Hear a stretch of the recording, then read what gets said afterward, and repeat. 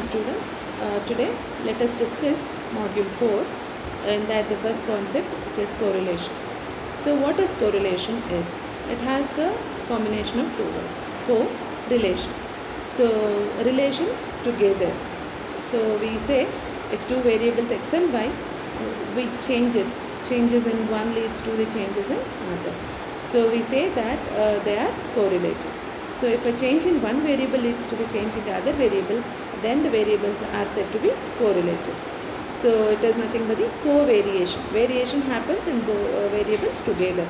So the correlation of two independent variables is called as correlation. So there are types of correlation. So first one, positive or negative correlation. So positive means if an increase or decrease in the values of one variable corresponds to the increase or decrease in the other variable. So if there is an increment in one variable, the increment happens in the other variable also. If the decrement happens in one variable, the decrement happens in the other variable also. So both the variables in the same direction. So which is called as positive correlation. So if it happens in the reverse direction, it means that when you increase in value of x and the value of y decreases. So if x is in the positive direction and y is in the negative direction. So in that case, or vice versa, you can also take if x decreases, y increases. In such case, we call the correlation as negative correlation. So some of the examples are height and weight, yields of the crop are the examples for positive correlation. Increase in the price of a commodity and the decrease in its demand is an example for negative correlation. So the second type of correlation is simple and multiple correlation. So what is simple? As the name itself says, simple is nothing but one. So when only one variable are studied, the relationship is described as simple correlation. So example, demand and price, volume and pressure. If more than two variables are studied simultaneously, then it is described as a multiple correlation. So example for that is price, demand and supply of commodity. So the third group of relation, the third type of relation is a linear and non-linear correlation. So if the ratio of change between two variables is uniform, then there will be the linear correlation between them. So what do you mean by that? So the quantity wise. So we said x increases, y also increases. So how much is the increment has happened in x and how much is the increment happened in y? So if the proportionally the increment happened in both the variables is same, then we say such correlation as linear correlation. If it is in the other way, so if it is not proportionally changed, then it is a non-linear correlation. So look at the definition. Correlation is called correlation is called Correlation is called nonlinear or curvilinear if the amount of change in one variable does not bear the constant ratio to the amount of change in the other. So now the fourth type of correlation is perfect correlation. So if two variables vary in such a way that their ratio is always constant, then such a correlation is called as perfect correlation. So these are the four types of correlation that we see, and we'll be studying all types in brief. And so let us see how exactly it is. So one thing before getting into the problem that you need to understand here is Karl-Pearson coefficient of correlation. So the Karl-Pearson coefficient of correlation is being denoted by R, and which is given by summation xy divided by n into sigma x sigma y. So what is capital letter X here is? Deviation from mean of x, and it is evaluated by x minus x bar. What is x bar is? Mean value of x. And capital letter Y is the deviation from mean of y bar, and it can be calculated by using the formula y is equal to small y minus y bar. Sigma x is the standard deviation of x, sigma y is standard deviation of y, and n is number of values of x or y. So alternative formula also can be used to evaluate R. So what is that? Direct method. By using the direct method, we can evaluate R by using this formula also. Summation capital letter X, capital letter Y divided by square root of summation x square into summation y square. So you need to remember the formula exactly, where you need to use capital letter X and how it should be calculated, and where you need to use small letter x. So be careful with the formula with respect to these variables. So other than this, you can also use another formula which is given by r is equal to n summation xy minus summation x into summation y divided by square root of n summation x square minus summation x whole square into n summation y square minus summation y whole square. So based on the data available, based on the data given in the problem, a suitable formula is used to evaluate the correlation coefficient. So before getting into the problem, there are few things that you need to remember with respect to the correlation. So what are those points? So look at the points.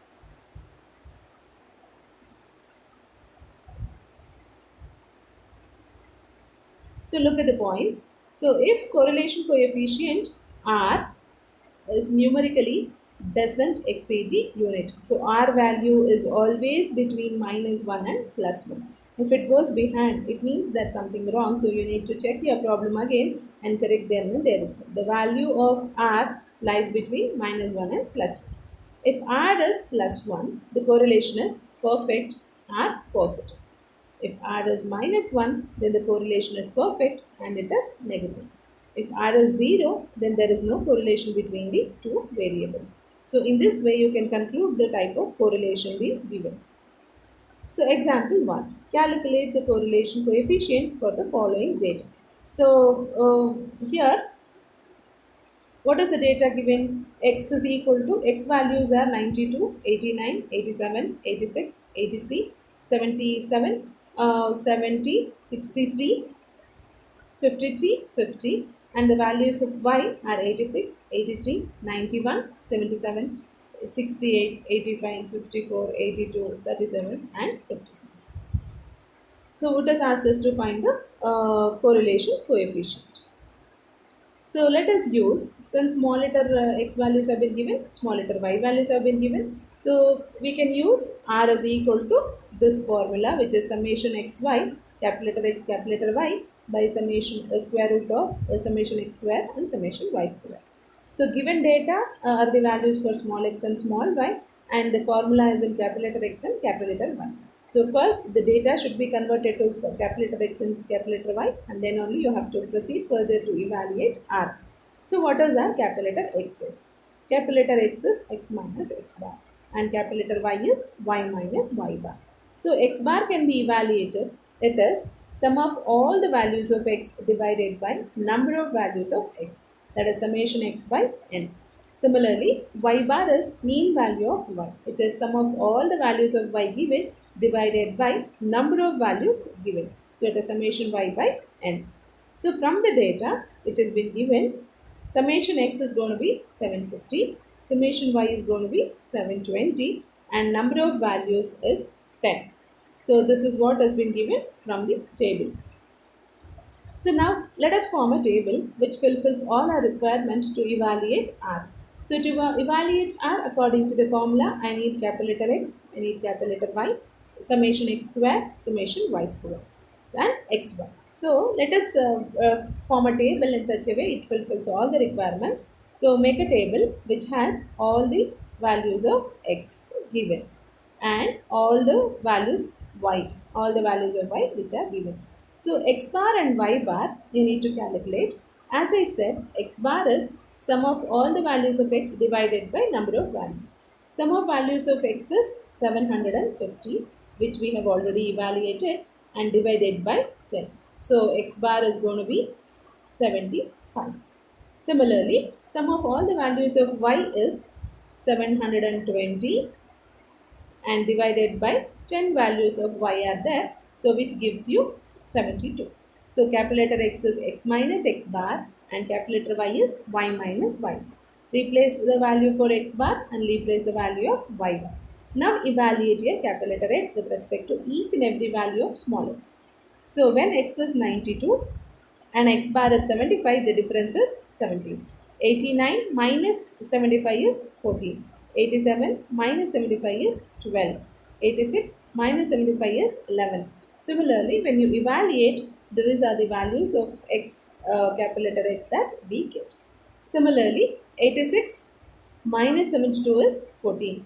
83 minus 72 is 11. Likewise, if you evaluate for all the values, you get the value of capital letter Y.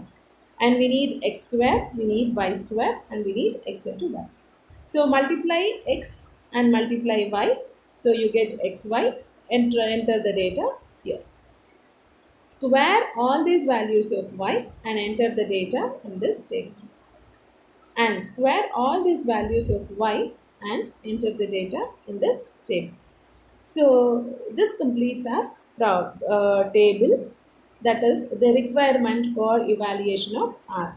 So when we complete the table and evaluate, you can see summation x square is 2096 and the summation y square is 2762 and summation xy is 1787. You can add all those values, so which gives the summation of those corresponding values.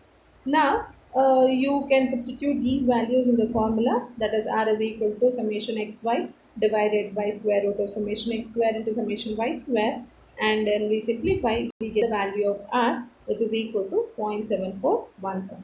So remember, the value of R should lie between minus 1 and plus 1. So our value is 0.74. Hence we can conclude that whatever the value we had got as a correlation coefficient is right and it is positive.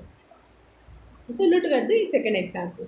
So when we look at the second example, it has asked you to calculate the Gall-Pearson coefficient of correlation for 10 students who have obtained for the following percentage of marks in mathematics and chemistry. So roll number of the student is 1, 2, 3, 4, 5 and so on 10. And the marks in maths is given, marks in chemistry is also given. So totally there are 10 values of x and 10 values of y are there. So it has asked us to find the Gall-Pearson coefficient R, which is given by this formula. So summation x is x bar is summation x by n, y bar is summation y by n. So from the data, summation x is 650, summation y is 660, and n is equal to 10. So therefore x bar is 66 and y bar is also 66. Sorry, x bar is supposed to be 65. This is 65 and y bar is going to be 66. So now form a table which fulfills all the requirement. So which will have summation all the values of x, all the values of y. X bar is 65, y bar is 66. So evaluate here capital letter X and enter here. Evaluate here capital letter Y and enter here.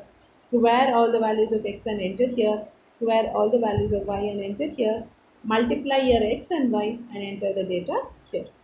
So now you can check the summation values. Summation x square is this, summation y square is this, summation xy will be this. Substitute all this in the formula and simplify, we get the value of R as 0.7802. So this is about the correlation. So many more problems have been solved, maybe in the tutorial or it is also given in the notes. So you can refer, and if there is any clarification, get back to me. Thank you.